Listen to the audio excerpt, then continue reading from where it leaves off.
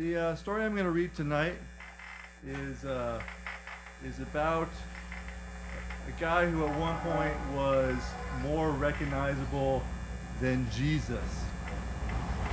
It's called The Previous Adventures of Popeye the Sailor. He goes by many names. In the Mediterranean, he is Iron Arm. In Sweden, he's known as Karl Alfred. In Denmark, he goes by Skipper Skræk. But here in the Western Pacific, he is called the father of 100 bastards. As a young man, Popeye did not display an aptitude for deck seamanship. He did, however, possess an unbridled capacity for violence. And it was violence that sent him to sea when a judge gave him a chance between a berth on a ship and a bunk in a cell. He chose the former and thus began an auspicious naval career.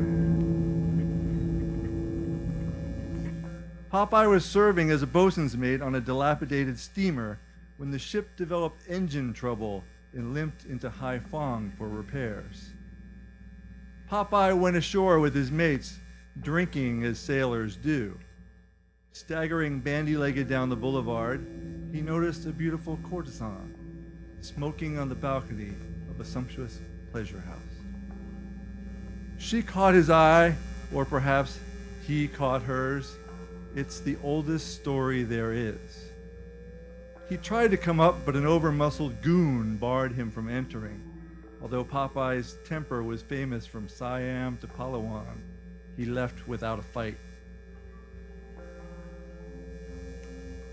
Now, in addition to the pair of stock anchors that adorn his massive forearms, Popeye has a portrait of a woman on his upper arm, under which the name Don Bien is inscribed on a stylized banner, fluttering in a wind that never was. On his left shin can be found a dead red rooster dangling from a noose. Popeye never tires of telling young ladies, "I've got a cock that hangs below me knee." Then that ridiculous laughter. Popeye was short and scrappy. He weighed just 160 pounds. He distinguished himself as a man of violence by clotheslining a burly seaman who'd stepped over his sea bag. I can almost see it. Popeye standing over the man, flushed with rage, sputtering nonsense. The bells were ringing, but there was no one in the engine room. He had all his hair then, and both eyes. Who is Don Bien? She was my mother. Presume what you like.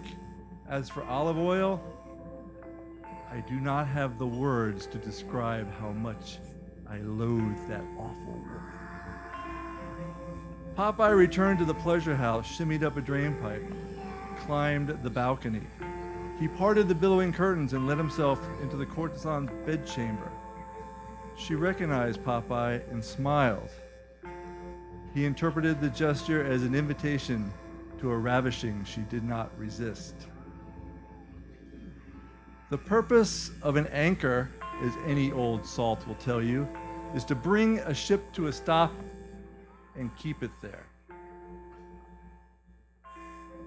Popeye and Don Bien were seen everywhere together. Hotels and restaurants, theaters and tea houses. They made a curious couple. He was ill-tempered and rough. She possessed the grace of a swan.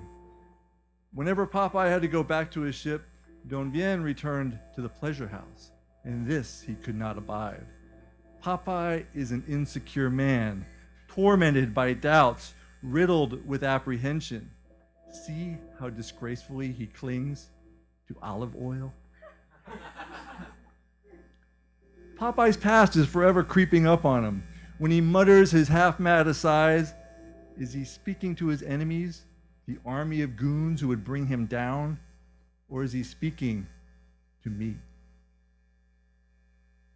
To control my mother, he introduced her to opium. He made sure she had enough to smoke when he left her bedchamber each morning. Soon the pipe became more than accoutrement for managing the quiet time between clients. Within a matter of weeks, it was her master. It's an easy thing to take out an eye. In the lexicon of tattooing, an anchor symbolizes a search for a home. This is ironic because a home is precisely the opposite of what Popeye was searching for.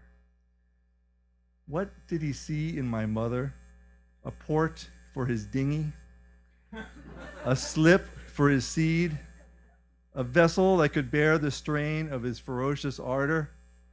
No. He saw a woman who was handy with a pan and knew 100 recipes for spinach. One bright fine morning that bore a cool breeze from the north, the first suggestion that autumn was coming, Popeye's steamer quit Haiphong for Hong Kong. He left without bidding my mother farewell. You can imagine what became of her. On those rare occasions when Popeye finds himself between ships, contrary to popular opinion, he does not live in a garbage can. Usually he finds work as a dog catcher in San Diego. 18 years after he deserted my mother, Popeye returned to Haiphong, cavorting in a low class of brothel, the likes of which you have never seen before. Popeye stumbled into my mother. She was utterly ruined. Her beauty had dissipated, her courtly mien wasted by the strain of her relentless need. Predictably, he failed to recognize her. But she knew him in an instant. The lopsided smile, the piss reek of boiled spinach, that infuriatingly mindless laugh. She came home and told me where he could be found. I waited for him in the alley with a marlin spike tempered in the fire of my fury. It was not a happy homecoming. I have inherited my father's anger. That much is true. But he left me no choice. We are what we are. Even he will tell you that.